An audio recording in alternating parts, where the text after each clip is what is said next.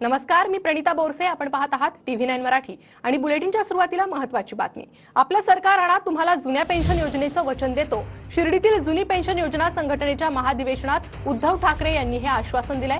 जुनी पेन्शन योजना लागू करणार नाही असं सीतारामन लोकसभेत म्हणाले असल्याचंही ठाकरेंनी म्हटलंय. मी तुम्हाला आज वचन देतोय की आपलं सरकार आपण सगळे मिळून आणा. मी तुमची मागणी मान्य करतो.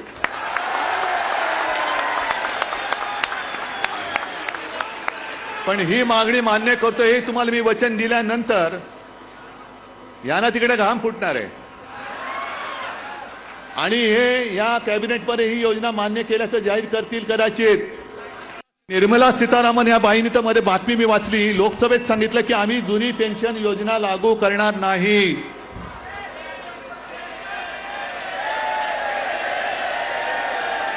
आणि त्यांचे चेले चपाटे तुम्हाला काय वाटतं, आज घोषणा केली तरी ती योजना लागू करू देतील?